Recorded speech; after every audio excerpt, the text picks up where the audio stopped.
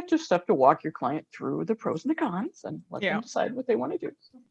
Yeah, I find the hardest thing is to not solution. Yes, doing discovery and that's one of the things I had to learn was like, just shut up and listen. Stop talking. Just let them think it through. Yeah. You're not, don't be a helicopter parent. Yes. Just present the option. Yes, present the option. Exactly right. Yes, let them decide, especially when you're just doing discovery. You just don't want to do that. You just want to ask questions, right? Ask questions and listen, right? Yeah, so you get to do that all day. Me, that's only part of my job because I get to do it all. Let's rewind a bit. Tell me about what your title and your role is. And are you working at a consultancy or what kind of solo admin position? Nope. So I work for a consultancy. So we mostly do almost everything in financial services cloud. So, and we're not huge. We're on the smaller side. So we do a lot of smaller wealth firms, some insurance companies, investment advisor, investment manager people. Yeah, wide variety, but most of it's in financial services cloud, a little bit in sales cloud. So I get to do the whole thing. I walk through the whole path. I start with a kickoff call. I do some discovery, discover what their business processes are.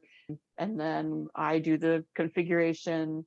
If it goes into big flows or something, we have people that we bring in to do flows and development and all that kind of stuff. But I pretty much deal with every part of the rollout. So I get to do the integration of email. I get to do the integration of whatever document storage they're keeping. I do the whole part of it. I get my hands into. So, which has been great for learning. I will tell you that it's been great for that, but it can have some frustration.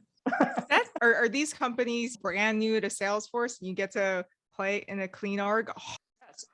Yes, I pretty much only get to work in a clean org. This is like the perk here, I think, because a lot of people deal with all the stuff that's sitting in the background. They got to learn it all. Yeah. I've done a little of that because I have an insurance company that's been our client for a long time, and I'm probably the fourth consultant that's been with them. So I've had to deal a little bit with that, but most of the time I'm rolling out a totally clean, fresh FSC org. Yeah. Oh, that is lovely. Yes, I actually like that.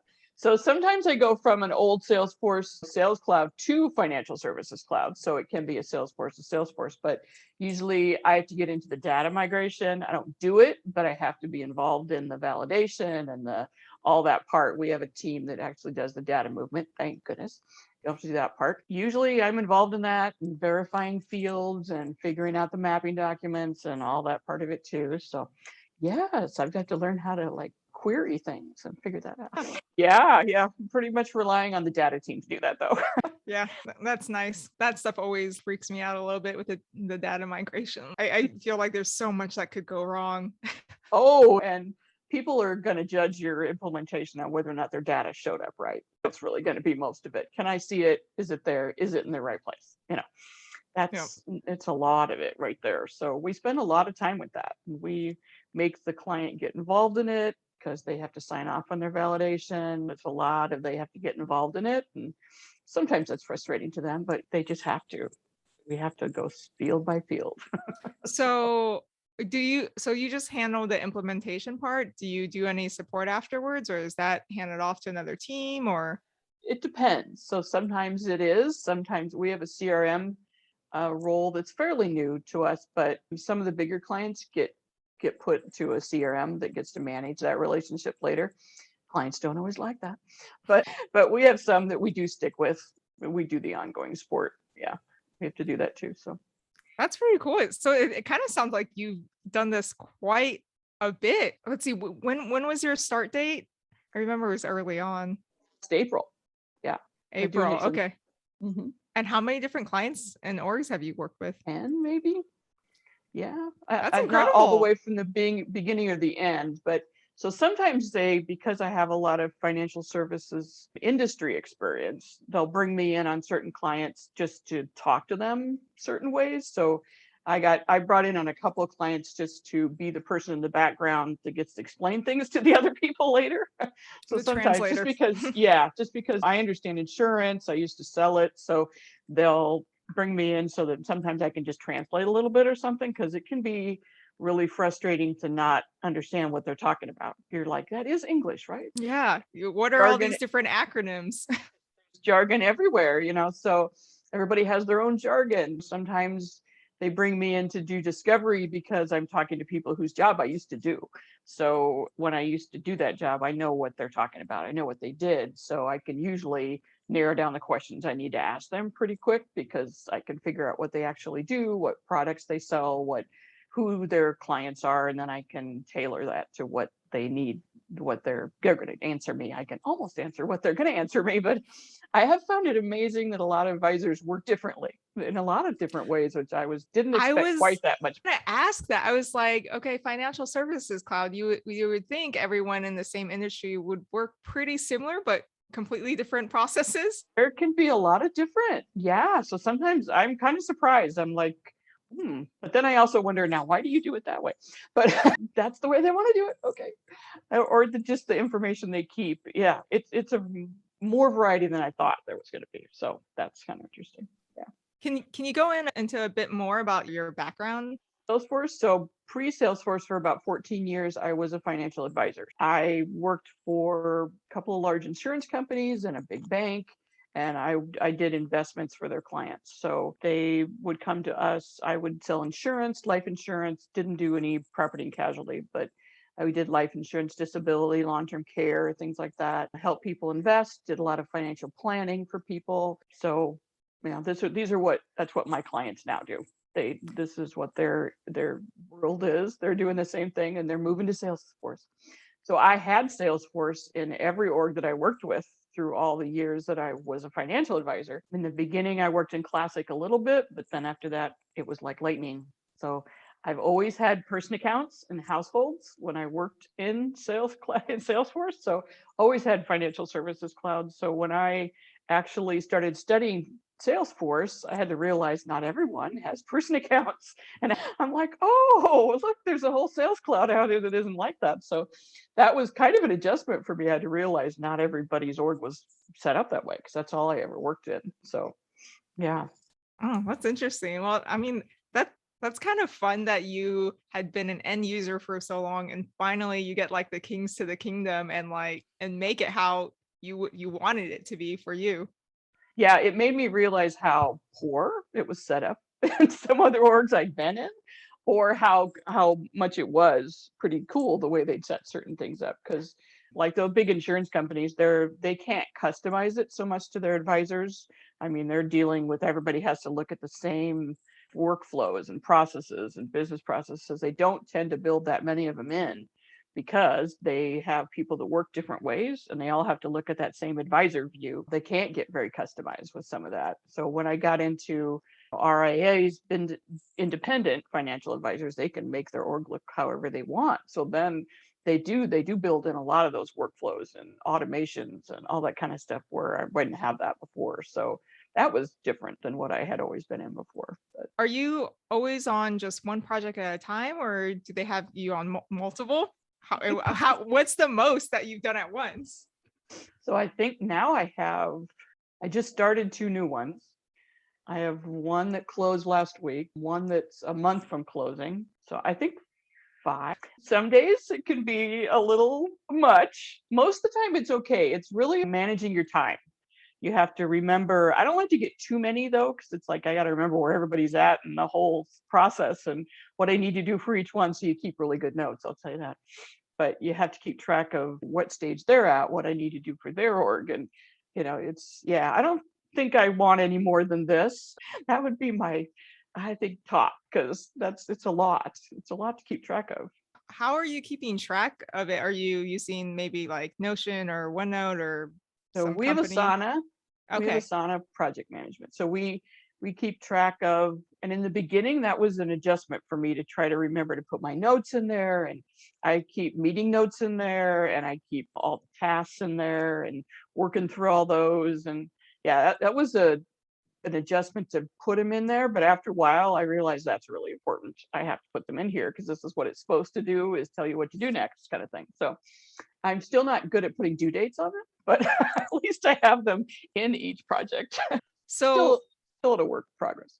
do you have a set plan or process you hit with every company or does it vary? Like you have a discovery and then a bunch of different. We do- Workshops or interviews?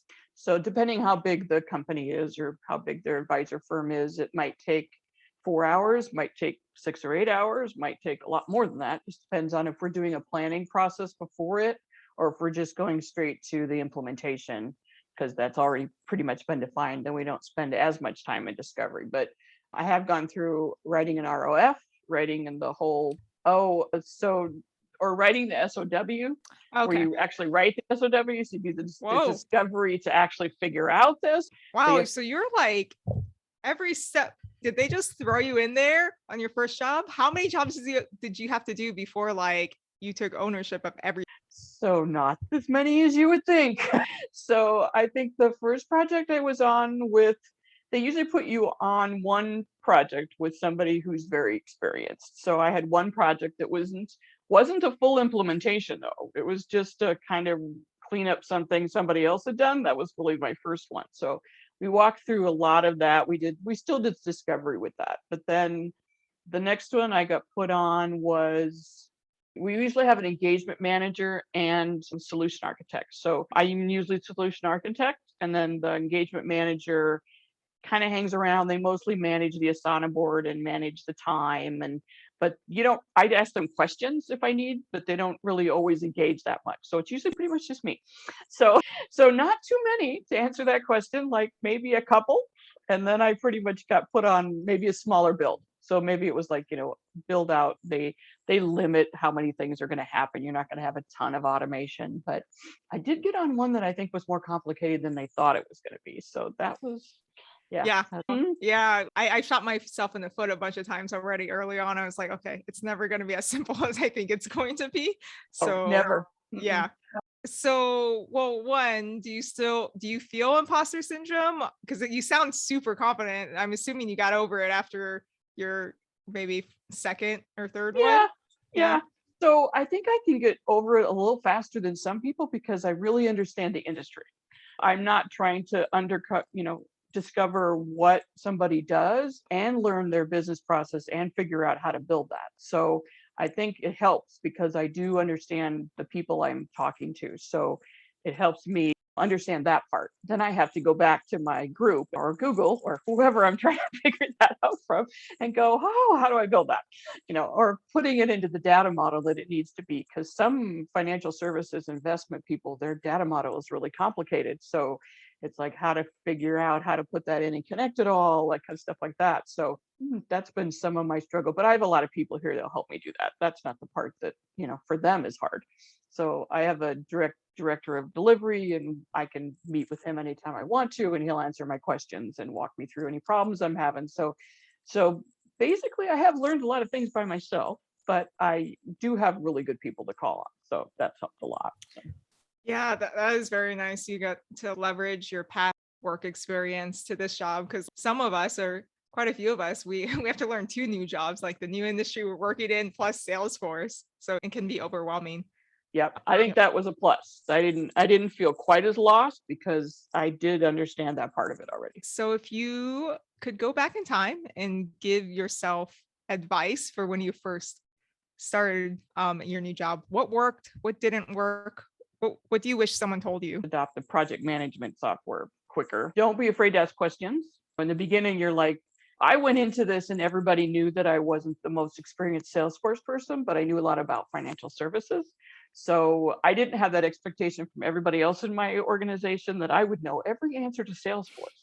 I would probably jump on the fact that I ask more questions of them, although it's helpful to Google it first, and in Financial Services Cloud, it's always different.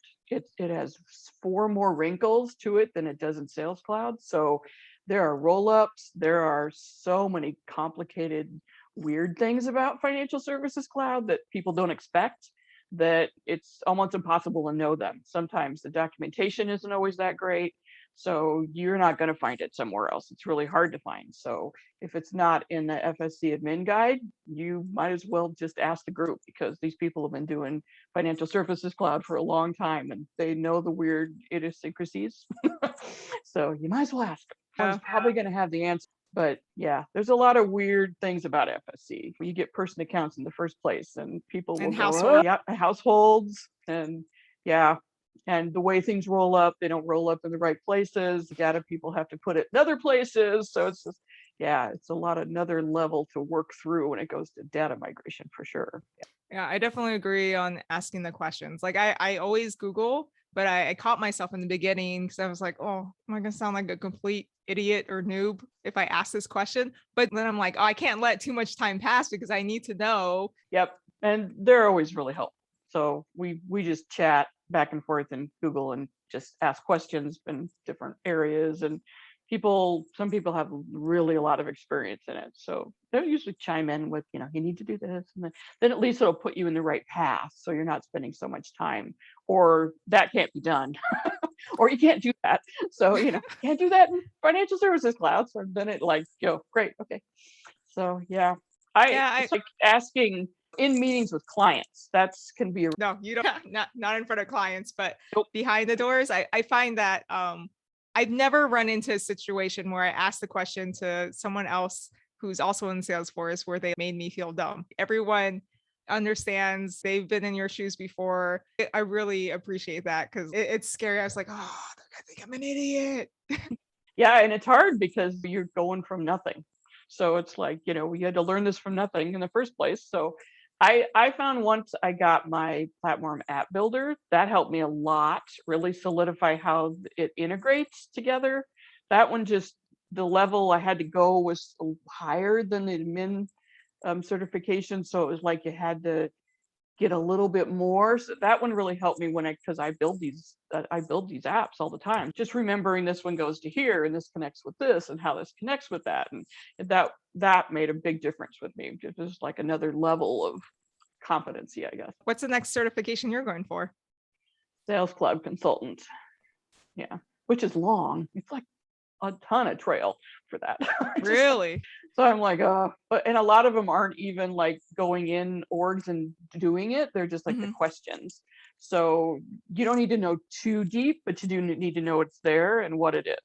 Because Sales Cloud Consultant seems to have a lot of things under it. So you get to do territories and there's lots of little parts I don't even deal with now. So yeah, I'm only partially way through it.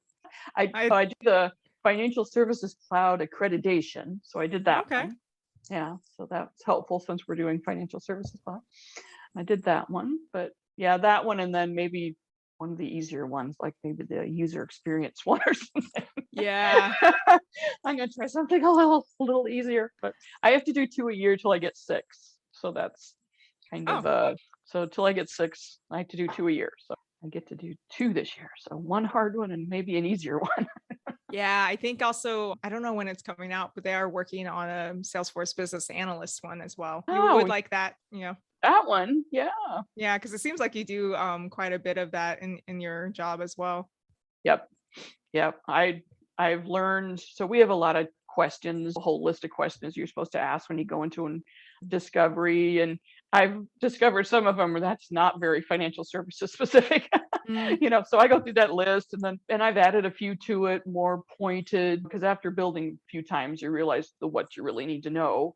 What are your pick lists? What are you using for this? What are your types? What are your clients like? All those kind of things. Yeah. Yep. I kind of made my own list of them because I'm like, this is my list of questions. Nice. I mean, that's what you normally do. You create your own little toolkit. I do. Yeah. Yep. I have another folder that's called all my FSC questions. So, Nice. This is how you do this in FSC. Because that was the other thing. When you learn something, go write it down somewhere or put it somewhere, because I always think, oh, I'll remember that next time. No, you probably will not. You'll forget some key point that you thought you were going to remember that was minor, but it's major. So I now, when I learn how to do something that I know I'm going to have to do again, I'll go put it in my Google file and say, this is how I did this. So at least I can go back to something and reference it when I run into it in 2 months that I needed it, because I wasn't going to remember it. But yes, make a note about something you learned that was something you're gonna have to do again. It kind of sounds like you can just package everything you have and sell it as a side hustle. Like you have your niche, like financial services cloud, and you have everything you need. I mean, I don't think there's a lot of resources out there for that. So consider it. Not. We just do so many of those that we as a group talk about it a lot too. So we'll talk about, or what is the RBLs for that? How does that roll up? Because we have all kinds of unique financial services accounts that roll up to the households, and it's all, you really have to understand how those roll up. It's then we want to, manipulate it. Then you got to figure out what that does. And it's like, yeah, it's hard to tweak sometimes. So Yeah. I mean, that's amazing that look like you've grown so much from when you first started. I mean, it sounds like you've been doing this for over 5 years. oh, good, I can talk the game, right? Yeah, no, it's no, not that long, but you learn fast. I have really, it's like you're like a sponge because everything you see is new, and it is amazing when I go back to when I started and what I knew then and what I know now. It's just like huge. Yeah. Night and day. Yeah. And it's just been a really good place to learn it because I'm doing every part of it, which is really good experience. It can be very frustrating because you're in every part of it. You're managing the whole thing, but it's it's it's a great place to learn. And when I get frustrated, that's what I tell myself. It's like, oh, but you're learning so much, and this is a great place to learn it all. It is. It is. It's a great place to learn it all because they'll let you deal with it and you reach out for help if you need help. Because that's what I've learned. Then reach out for help because they'll help you. You just gotta ask. Right? Yeah, that's amazing. Well, thank you so much for doing this interview. I really appreciate it.